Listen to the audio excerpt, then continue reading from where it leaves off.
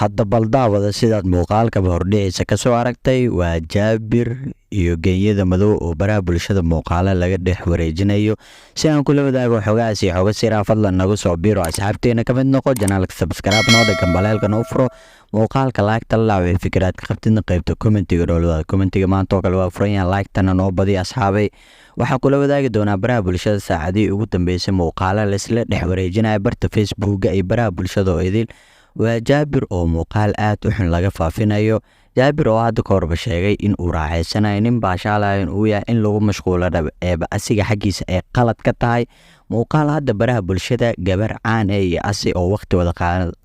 wada qaadanaya baraha bulshada laga keenay maadaama asiga iyo Jaabir iyo geeyada madow oo waqti wada qaadanaya oo gaar waqti ku wada qaadanaya baraha bulshada la wareejinayo ayagoo baashi sameynaa ama isbaashiyeenaya baraha bulshada la keenay muuqaalkooda oo saacadii ugu dambeeyay baraha bulshada aad u qarxay baraha bulshada oo barta social media oo dhan aad iyo aad loo wareejinayo muuqaalkooda ayaa muuqaal aad baraha bulshada caan ah ugu noqday maadaama gabadhii la baashaaleys la raadinaya kadib la gartay in ay geeyada madow ahayd ama waqti wada qaadanayeen Jaabir oo dhankiisana asigana leeyahay waxa wadiin iyo waxyaabaha wadiin wax ugu soconaya ma nin lagu baashaala ama nin naag u sujuuday ma ihi aniga nin naag la baashaala ama u jabi qaadana ama waqti qaadana ayaa ahay in lagu mashquulana waa qalad dadka waxay sameynayaan iyo mashquulka lagu wada haliga daayo oo hadda ka horba dhahay Jaabir oo dhankiisana hadda aanan ka soo hadlin iyo muuqaalka baraha bulshada saacadii ugu dambeysay la wareejinayay asiga iyo geeyada madow oo baraha bulshada aad u qabsaday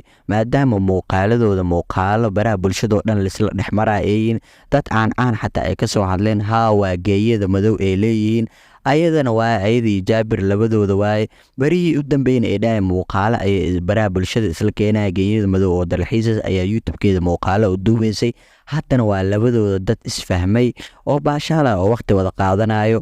dadka qaarna dumarka qaarna ay mucaaradayaan ee waxyaabo qaldan ay ka dhahayaan qoftaas waa qof oo hore magaalada ugu jirtay ama gabdhaha baashaala ay ka mid ahayd dadna ay saas leeyihiin dumarka qaar ay ficlayaan oo ay ximinayaan baraha bulshadan oo hadda qabsaday ilaan qof walba oo caan ah target ay macadow ayuu leeyahay baraha bulshadana muuqaaladooda la isla dhex wareegayo oo muuqaalo aad iyo aad baraha bulshada caan ah ugu noqday baraha bulshadana oo aad u qabsaday muuqaaladooda ayaa muuqaalo aad baraha bulshada dadka qaarna ay si wanaagsan u falaaqeeyeen maadaama muuqaal aad u xun laga keenay labadoodaba dadka qaarna ayba sheegeen Jaabir in muuqaalkan wiilal ay saaxiibayiin ay ka xadeen maadaama taleefankiisa ay kala baxeen taleefankiisa markay kala baxeen ay ka dirsadeen muuqaalkan ay kor ka duubeen ee baraha bulshada aad ay u keeneen muuqaalkoodan la isla dhex wareegayo